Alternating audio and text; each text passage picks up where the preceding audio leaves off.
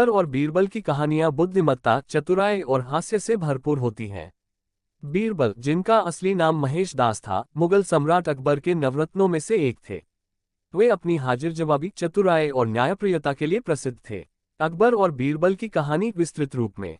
भूमिका। मुगल सम्राट अकबर बुद्धिमत्ता और न्यायप्रियता के लिए जाने जाते थे। उन्होंने अपने दरबार में कई विद्वानों और बुद्धिजीवियों को रखा, जिन्हें नवरत्न कहा जाता था। इन नवरत्नों में बीरबल प्रसिद्ध थे। बीरबल की बुद्धिमत्ता और हास्य बुद्धि के कारण अकबर उन्हें बहुत पसंद करते थे। बीरबल का जन्म 1528 में काल्पी, वर्तमान उत्तर प्रदेश में एक ब्राह्मण परिवार में हुआ था। उनका असली नाम महेश दास था। उन्हें साहित्य और काव्य में विशेष रुचि थी, जिससे वे जल्द ही प्रसिद्ध हो गए। उनकी बुद्धिमत्ता की ख्याति अकबर तक पहुंची और सम्राट ने उन्हें अपने दरबार में शामिल कर लिया।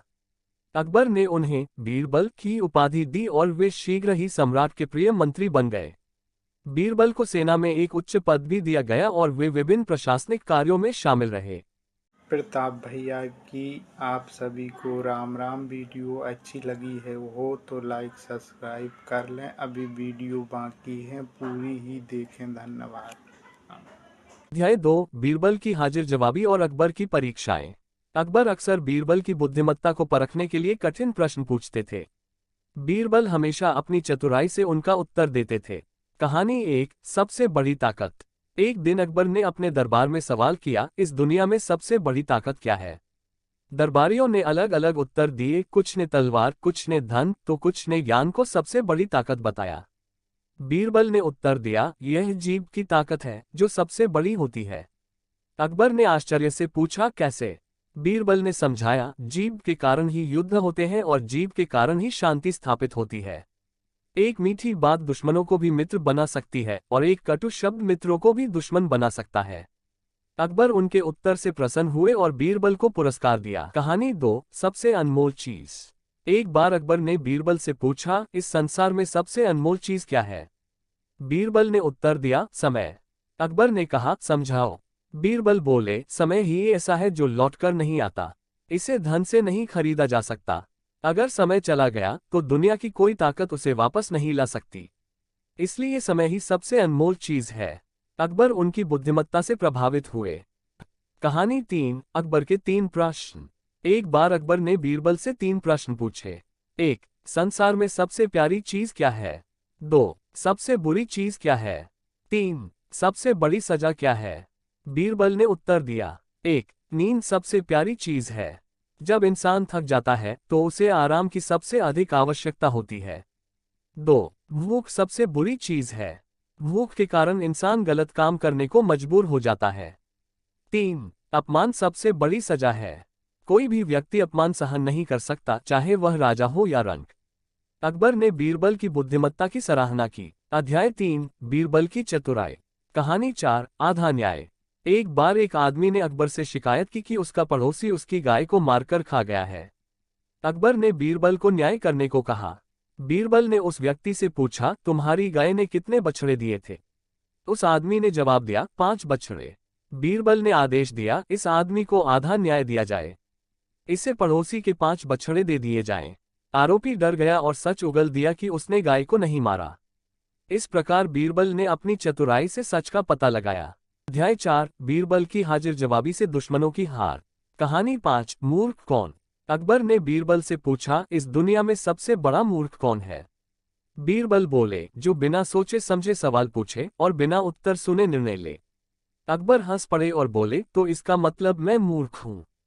बीरबल ने मुस्कुराकर कहा, नहीं हुजूर, यह मैंने किसी और के लिए कहा था। अकबर बीरबल की हाजिर जवाबी से प्रभावित हुए। अध्याय 5, बीरबल की विदाई और पुनः आगमन।